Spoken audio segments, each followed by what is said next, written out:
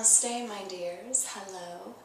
It's Kelly, and it's day 25 of my 30-day video blogging challenge. I can hardly believe we're at day 25 already. So I thought today I could talk a little bit about this conversation that a friend of mine, fellow teacher, friend of mine, and I have been having about why we teach yoga and how you know you are ready to teach yoga. And I've been thinking about this a lot and writing about it a lot. And I feel like in order for me to fully communicate with you the answer to that question, I need to talk a little bit about why I practice yoga, why without even teaching, this is something that I simply must do, that is a vital part of my life. And I know that it sounds a little cliche to say this, but yoga really did change my life.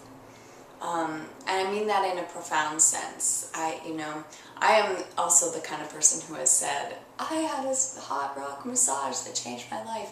And yeah, it did, but I'm talking about a true deep change in my way of being in the world. And yoga did that, obviously in combination with some other things. But, as a younger person, I was on this crash course, moving towards a life of attaining goals and, external success, if you will. But I was deeply unhappy, and my way of being in the world was one that, didn't feel particularly healthy, even though I was, like a vegetarian and ran marathons and was, on some level, physically very healthy. But I had attained all these goals, had this great job, and was moving in the right direction. But I was really anxious all the time, felt like I never really slept, like I never really relaxed, like everything was sort of like barely being held together. And I knew that things had to change. I knew that something had to give, or I was going to be one of those rat racers who just kept going and going and putting off happiness, putting off substance until I was retired. And I've read about and seen what happens in those situations, and I knew that something really had to change. And of course, making that shift into a new way of being is something that happens both subtly. Little changes are happening always, and then there are big changes that happen too, and they can be quite jarring.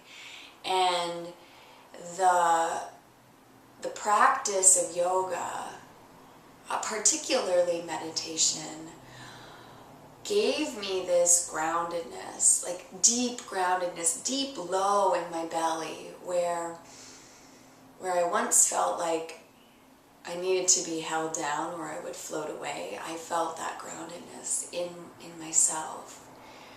And one thing that I'd like to make clear here is that those external things aren't the problem. Your karma follows you wherever you go, whether you are working, like I was working as a prosecutor, this crazy job.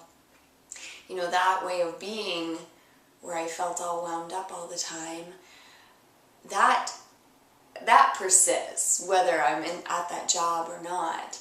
And the yoga was a way to even be in stressful situations, but maintain, that integrity, my authentic way of being in the world that I had discovered through this practice. And so that's sort of the big picture why I practice yoga.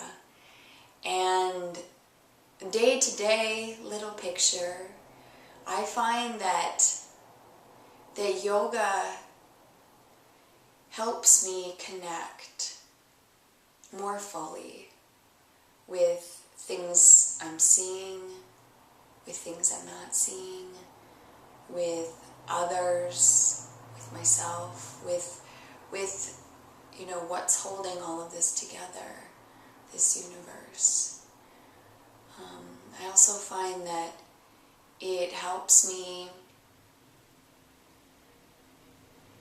be kinder to others.